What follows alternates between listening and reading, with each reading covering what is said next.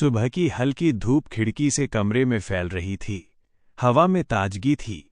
कबीर ने पहली बार बिना अलार्म के उठकर छत पर कदम रखा। आज का दिन अलग लग रहा था। कहीं अंदर एक हल्की उम्मीद जल रही थी। वो गहरी सांस लेकर खड़ा हुआ। आसमान की नीली चौड़ाई में उसने आंखें बंद की।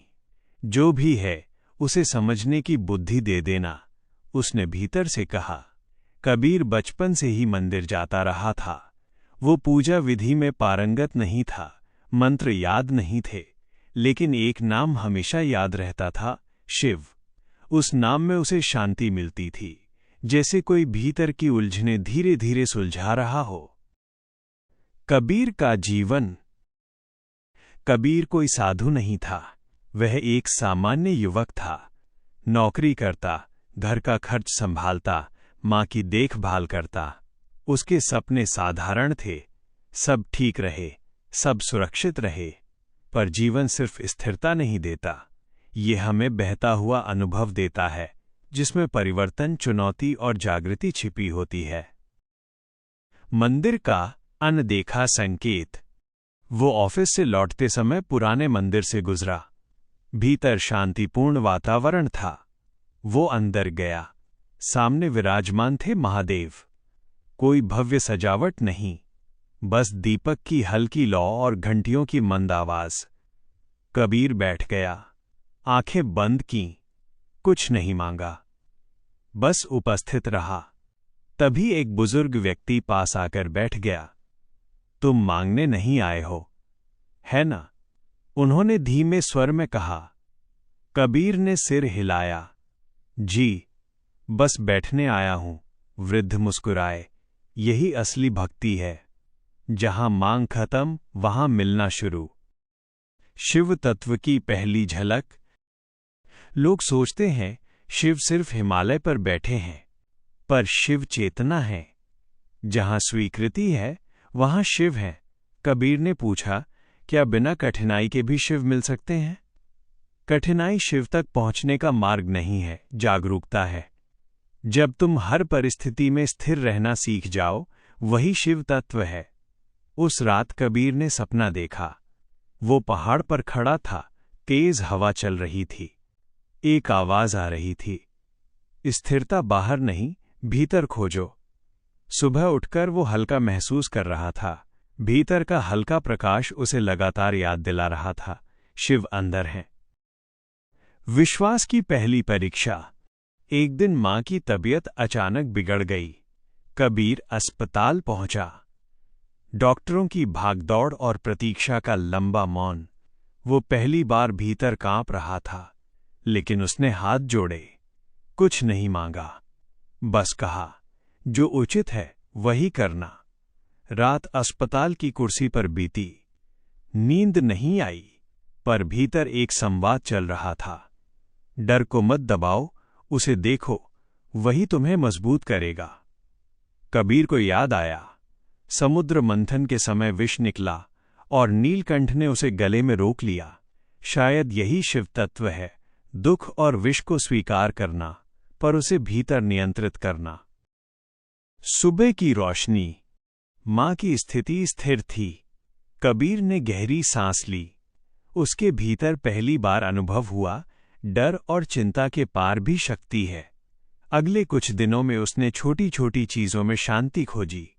मां की सेवा में प्रेम, ऑफिस में काम में जिम्मेदारी और धैर्य, दोस्तों में सहानुभूति। एक दिन वृद्ध ने कहा, डर से भागे? कबीर ने सिर हिलाया। नहीं, तो तुमने शिव को छू लिया। शिव निर्भयता नहीं है, शिव भय के बीच स्थिर रहने की क्षमता है, भीतर का समर्पण। कुछ दिनों बाद ऑफिस में अचानक आर्थिक संकट आया। कबीर की नौकरी खतरे में थी, पर इस बार वो टूटने वाला नहीं था। वह भीतर स्थिर था। वो जानता था, परिणाम नियंत्रण में नहीं, पर प्रक्रिया में उपस्थित होना ही शिव तत्व है। वृद्ध की शिक्षा याद आई। समर्पण हार नहीं, बल्कि स्वीकार और सक्रियता है।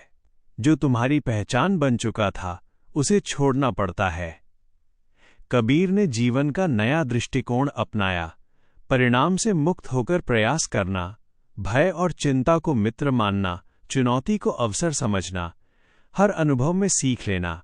माँ ने देखा और कहा, तू बदल गया है और यही असली विजय है।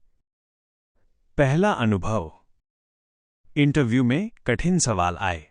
पहले ऐसा होता तो रात भर तनाव रहता, अब वह शांत था। सांसों में स्थिरता, हृदय में विश्वास। बाहर आते समय उसने कहा, मैंने पूरी ईमानदारी से प्रयास किया, बाकी शिव पर छोड़ दिया। जागृति और पूर्णता। फोन की घंटी बजी। नतीजा सकारात्मक था, पर परिणाम से ऊपर था भीतर का अनुभव।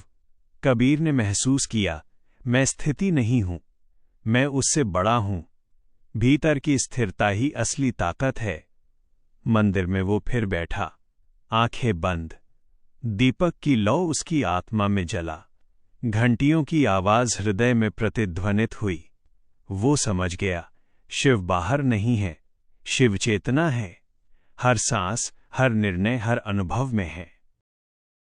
जीवन में स्थिरता। कबीर ने जीवन के छोटे बड़े हर काम में शांति और प्रेम अपनाया। माँ की सेवा, प्रेम से, दोस्तों के साथ संबंध, अपेक्षा से मुक्त, हर चुनौती में अवसर देखना, दुख में ज्ञान, सफलता में नम्रता। उसने महसूस किया, शिव केवल संकट में नहीं, हर पल, हर अनुभव में है।